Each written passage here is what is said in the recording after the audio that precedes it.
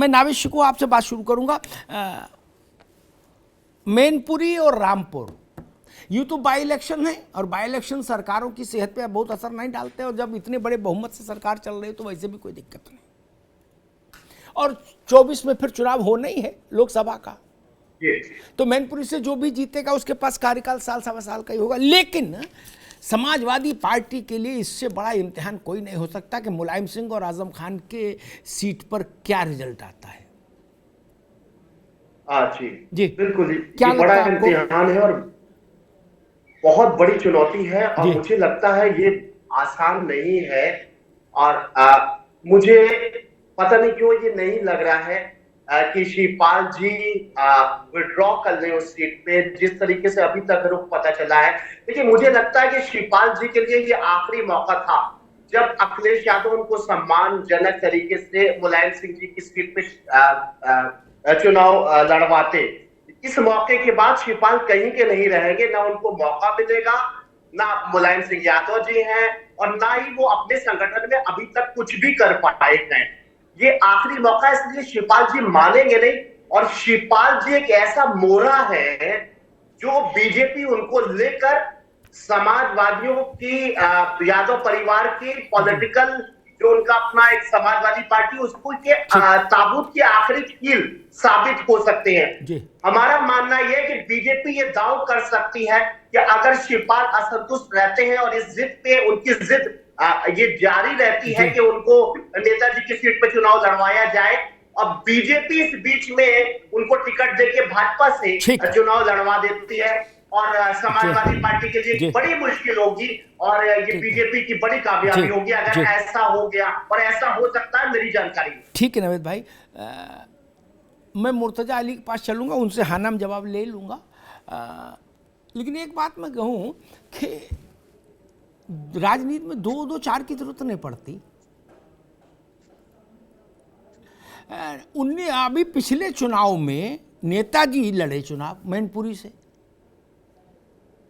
Alliance नहीं, केवल सशरीर मायावती जी मैनपुरी आई मंच पर, मुलायम सिंह जी का हाथ पकड़ खड़ा किया, कहा भाई नेताजी को वोट करो।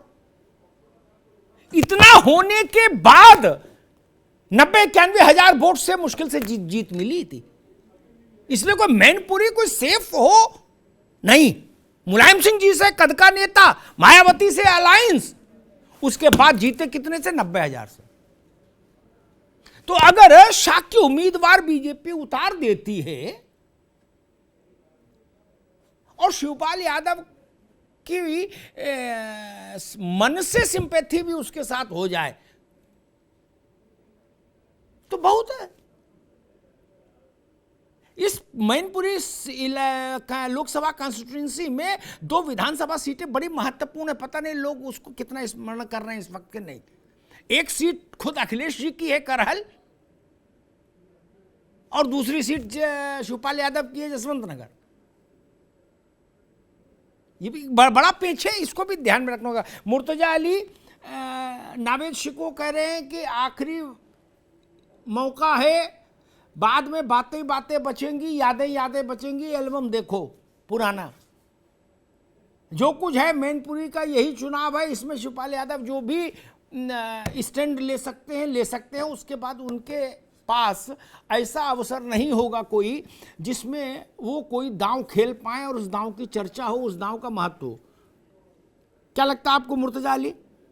नहीं, मैं नावेद शिकवा जी की बात से बिल्कुल सहमत हूं, और मैं इसको अगर 2 तरीके से कहना चाहूंगा तो ये अखिलेश जी के लिए भी आखिरी मौका है। अगर वो समाजवादी पार्टी को चाहते हैं कि यूपी के अंदर वो सरवाइव करे और एक मजबूत विपक्ष बने और आगे आने वाले चुनावों में अपनी मजबूत स्थिति दर्ज कराए, जैसे अभी 2024 का लोकसभा चुनाव में, तो ये अखिलेश जी के लिए भी आखिरी मौका है कि वो माननीय शिवपाल सिंह यादव जी को मजबूत स्थिति में उनको लाके और इस लोकसभा के लिए उनको खुद वो दावत दें।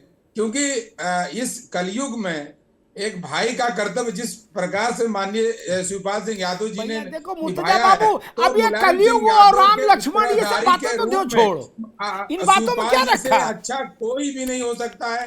और ये बिल्कुल सही बात है, अगर अखिलेश जी यहाँ चूक गए तो ये पूरी की पूरी पार्टी का क्या हश्र होगा, ये आने वाला बहुत टाइम नहीं ठीक। बचा। 2024 में ठीक। आप देखेंगे ठीक। कि अगर आज वो शिवपाल सिंह यादव जी को अपने खेमे में नहीं कर पाए, ठीक है। आज वो उनको सही सम्मानजनक उनको उनका उनका सम्मान नहीं दे पाए, जी। तो दोबारा मौका ना तो अखिलेश के पास भी नहीं है। ठीक है, मैं एक बात नहीं समझ पा रहा, शिवपाल यादव या उनके लोग अखिलेश के पास मौका रहेगा कि नहीं रहेगा, इसकी चिंता में दुबरे क्यों हैं? आप अपनी सोचो ना दादा। अखिलेश यादव के पास, अरे अभी रुक जाइए। अखिलेश यादव के पास तो तब भी बड़ी पार्टी है, कम से कम उसको घटते घटते भी 1-2 चुनाव लग जाएंगे, एक दिन में तो वाइंड अप होता नहीं। लेकिन शिवपाल जी क्या करेंगे? पीएसपीएल तो कहीं खड़ी नहीं हुई। आपकी बात से मैं सहमत हूँ, मगर सोचना उसको चाहिए जिसके पास सब कुछ है। हम तो जीरो पर खड़े हैं, हम तो जीरो से सरवाइव करेंगे। अखिलेश जी जो मुख्यमंत्री रह चुके हैं, वो अपने बारे में सोचे ना। जो उनके तमाम विधायक घूम रहे हैं, वो सोचेंगे अगली बार बन पाएंगे कि नहीं बन पाएंगे। अपने राष्ट्रीय अध्यक्ष पर दबाव डाल के सही फैसला करने की रुकना होगा। ठीक भाई, अभिषेक वाजपेयी आप ही के पास आ रहा हूँ, उंगली मत उठाओ, आप ही के पास आऊंगा, कहाँ जाऊंगा।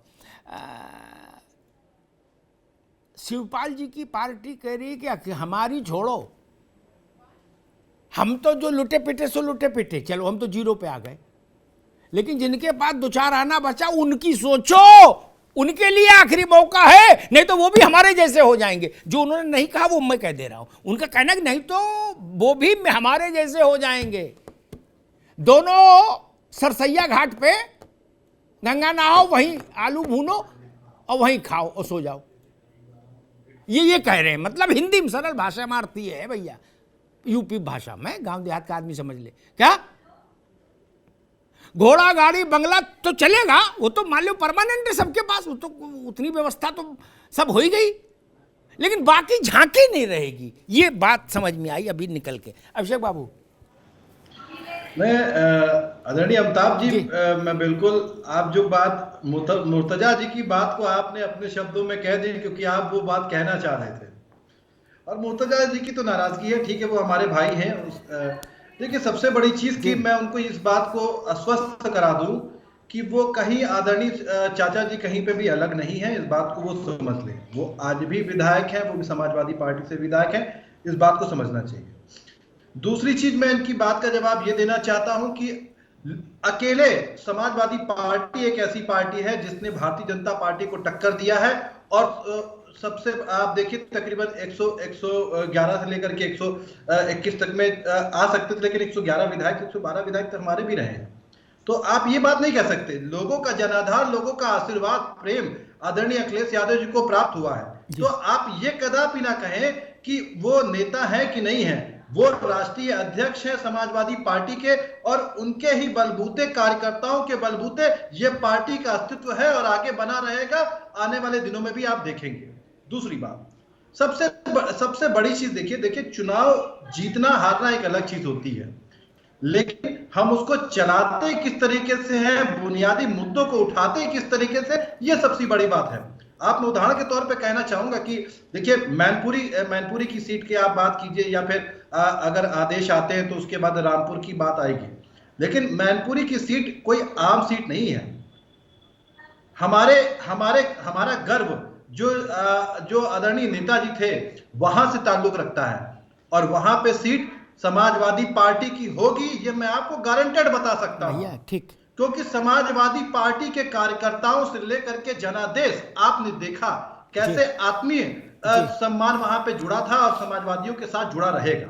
लोग कितना भी कहें, आपने देखा कि पहले भी आदरणीय अखिलेश यादव जी के लिए लोगों ने कितना सारा कहा कि वो वहां से जीत नहीं पाएंगे, हार जाएंगे, केंद्रीय मंत्री आए लड़ने के लिए चुनाव, बहुत सारी अटकलें लगाएंगे, लेकिन हुआ क्या? आखिरकार समाजवादी पार्टी ने वहां पे झंडा लहराया। ठीक है, अभिषेक बाबू, तो इन चीजों को भी ध्यान देना पड़ेगा। आएंगे आपको दोबारा। मैं विवेक श्रीवास्तव और आनंद दुबे जी के पास भी चलूं। ये अब जो बात अभिषेक जी कह रहे हैं ना, देखो प्रैक्टिकलिटी अलग चीज है ना। अब मैं दूसरा उदाहरण, जैसे उन्होंने कहा कि चुनाव हारना जीतना अलग बात है, ये वैराग्य भाव राजनीति के मैदान में नहीं चलता मित्र। ठीक, इसको पलायन ही कहते हैं सरल भाषा में। ठीक, राहुल गांधी 350-400 किलोमीटर चले तेलंगाना में, ठीक, नाना प्रकार की आयोजन हुए तेलंगाना में यात्रा में, और तेलंगाना के बाई इलेक्शन में Bharatiya Janata party 60,000 plus vote लेके नंबर 2 हो गई, जीती तो टीआरएस, और कांग्रेस रसातल में चली गई। जब राहुल जी वहां मौजूद, जिस वक्त चुनाव हो रहा था तब राहुल जी वहीं थे, रिजल्ट आ रहा था तब भी तेलंगाना ही में थे। आज रात में 9 बजे महाराष्ट्र में जाएंगे। अगर फिर कांग्रेस ये कहे कि देखिए नहीं हम तो देश बदल रहे हैं, कांग्रेस को मेरा प्रणाम, वो देश बदल रहे हैं, अच्छी बात है, लेकिन अगर राजनीतिक पार्टी है तो चुनाव से जीत हार से ही तय होगी हैसियत दोस्त, ठीक ना। मोटी बात तो ये है, अन्यथा गांधी हो जाओ, चुनाव से अलग रहो, महात्मा गांधी हो जाओ, जयप्रकाश नारायण हो जाओ, विनोबा हो जाओ, कोई दिक्कत ही नहीं, कोई नहीं पूछेगा। लेकिन अगर पार्टी है तो मसला रहेगा। खैर विकास जी, 2 बड़े चुनाव उत्तर प्रदेश में जो बड़े पॉलिटिकल बैटल हैं, रामपुर विधानसभा और मैनपुरी लोकसभा, मायावती जी ने इशारा कर दिया आज कि हम बाई इलेक्शन नहीं लड़ते, और वाकई उन्होंने तंज किए, वो उस बहस में मैं नहीं जाना चाहता, लेकिन उन्होंने ये इशारा रामपुर और मैनपुरी के लिए भी कर दिया। ठीक, अब स्थिति बचती है, रालोद से समाजवादी का अलायंस है, ठीक, तो आप ही बचते हैं कांग्रेस। इन दोनों बड़े पॉलिटिकल बैटल्स में कांग्रेस अपनी स्थिति क्या देख रही है, और गोला के चुनाव को कैसे देख रही है? देखिए अमिताभ जी, कांग्रेस ने बाई इलेक्शन में अपनी भूमिका को नहीं निभाया जी, गोला के चुनाव में भी नहीं शामिल थे, और अभी रणनीति पर नेतृत्व विचार करेगा, क्योंकि अभी तक जो हमको सूचना है उसमें हम लोगों को बाई इलेक्शन में नहीं जाकर सबसे ज्यादा हमारा फोकस जो है भारत जोड़ो यात्रा और लोकसभा चुनाव 2024 का किस तरीके से पार्टी की रणनीति होगी, कैसे हम अपनी स्थिति बेहतर करें, और हमारी भारतीय राजनीति में क्या भूमिका थी और हम कहां पर पहुंचे हैं, इसका आकलन करते हुए अपनी नई तैयारी के साथ, ऊर्जा और विश्वास के साथ अपनी रणनीति से हम लोग काम कर रहे हैं। और ये जो चुनाव है, ये निश्चित तौर पे हम सुन रहे थे कि ये चुनाव अखिलेश यादव जी और शिवपाल यादव जी दोनों के से जुड़ा चुनाव है, और ये दोनों की परंपरागत सीट रही है। एक लोकसभा सीट के अंदर इनका पूरा परिवार का दबदबा रहा है। मुझे लगता नहीं है कि भारतीय जनता पार्टी यहाँ पर कोई सफलता हासिल कर पाएगी, क्योंकि नेताजी की श्रद्धांजलि स्वरूप यहाँ की जो जनमानस है वो इस नेताजी के परिवार के ही लोगों को चुनेगा। वो चाहे रालोद, चाहे वो समाजवादी रालोद गठबंधन का व्यक्ति हो, चाहे वो शिवपाल जी की अपनी पार्टी हो, या अगर भारतीय जनता पार्टी उनके परिवार को तोड़ के अगर किसी को यहाँ पर अपना उम्मीदवार बनाती है, तो निश्चित तौर पे यहाँ पर यादव बेल्ट में ये खास तौर से ये चुनाव मुलायम सिंह जी के परिवार का चुनाव होगा।